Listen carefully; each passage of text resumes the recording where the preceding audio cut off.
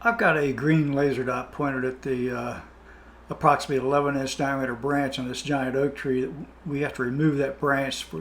The tree's threatening the house and cars, so we've got to bring it down. Show you the magnitude of this tree we're dealing with. This is actually not one of the bigger ones we've got. This is my beautiful wife, Kim. She is standing there by the tree just to show you perspective. That's a 28-foot extension ladder, non-extended. You follow the rope up to that branch way up there. That's one we're trying to remove. So we have to remove that before we can remove the whole tree. I put that 23-foot extension pole fully extended. You can see up there how high it is. Roughly 27 feet, 28 feet probably. And I had to climb up about halfway up that ladder with that pole and the nut on the end of it to get it up over that branch. But I was able to get it precisely where I wanted it, where with the trying to throw something up over there, those small branches just kept getting in the way. A link at the end of this video will show you my previous video showing you how I used a technique to precisely position a nut with a string on it and get the rope up over that branch there using that long pole and a ladder. This is the chain, the rope saw that I purchased. You'll notice there's teeth on both sides.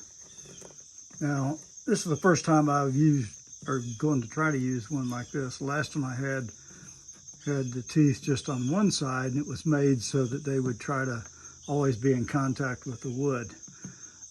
So I'm going to give this a try and see how it works.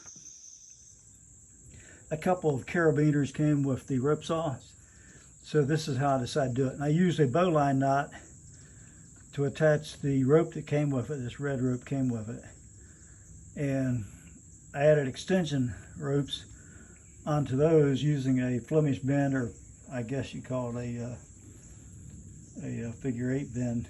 I actually never trust any of my knots, no matter how good they're supposed to be, so I put a little goop on each knot to seal them in place. You can use E6000 or anything like that. It works good too for stopping fraying, so you don't have to melt the end of the rope.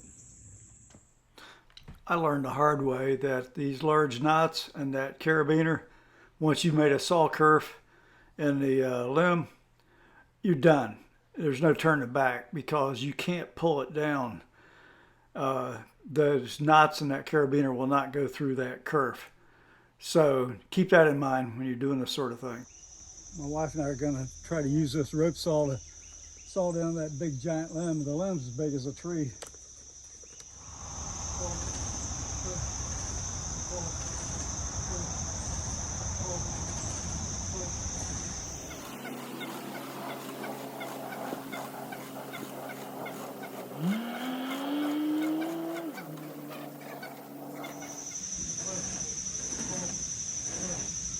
Had to move the camera because it's starting to rain. I'm using my iPhone 12 Pro Max in 4K to do this recording. So far so good. This rain's giving us a little bit of a problem here.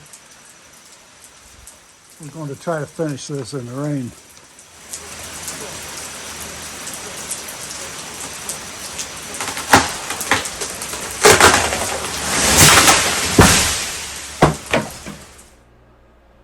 This limb was about 35 inches in circumference or about 11 inches in diameter.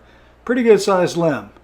And if you'll notice the where the saw cut, look how smooth that is. Pretty impressive. I was surprised by that. This is my first attempt at cutting it. That didn't work. Rope saw kept getting jammed, so we repositioned it. One thing I've learned doing this is I used nylon ropes to attach to the rope saw. The rope saw came with what looked like polyester ropes. And the nice thing about polyester ropes is they don't stretch. The nylon ropes are kind of like a rubber band. You ever try to jerk on something with a rubber band? It doesn't work too well. So when you're trying to jerk that saw loose, it'd be better to have probably polyester ropes. They're a little stiffer, don't stretch as much.